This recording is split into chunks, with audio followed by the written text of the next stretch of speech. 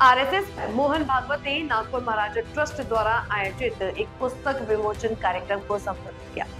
अपने संबोधन में उन्होंने पुस्तक की विषय वस्तु की सराहना करते हुए कहा कि ऐसे साहित्य समाज को जागरूक करने और राष्ट्र के प्रति सकारात्मक दृष्टिकोण विकसित करने में सहायक होते हैं। उन्होंने भारतीय संस्कृति, परंपराओं और मूल्यों को समझने की आवश्यकता पर बल दिया और युवाओं से आह्वान किया है कि वे ज्ञान और विचारों के माध्यम से देश के विकास में योगदान। कार्यक्रम में विद्वानों, छात्रों और सामाजिक कार्यकर्ताओं की भी उपस्थिति रही।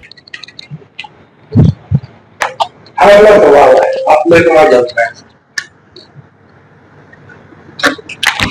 परिस्थिती कशी असली तरी आपली मनस्थिती माणसांकडे पाहिजे हे आपलं करायचं त्या स्वभावाचा मूळ गाभा आहे आणि म्हणून ज्याला कोणाला त्याचा अनुभव येतो त्याला तो स्वभाव हवा असतो आणि स्वराज्य संस्थापनेचा उद्योग सुरू केला शिवाजी महाराजांनी।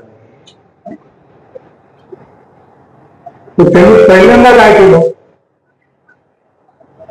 आपलेपणा विसरून विभाजित होऊन समाज एकेकटा लढत होता किंवा एकेकटा मार खात होता। पहिल्यांदा त्यांनी आपले मित्र उभे, ते मित्र उभे केले, आपल्यासाठी नाही उभे केले। ते देवा धर्मात एकाग्रता होते आणि त्यातून सामर्थ्य उत्पन्न झालं।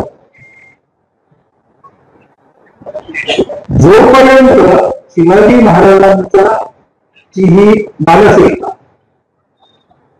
त्यांनी केलेले चिंतन हे सर्व लोकांमध्ये प्रभावी होतं, तोपर्यंत आपला इतिहास हा वाढीचा इतिहास।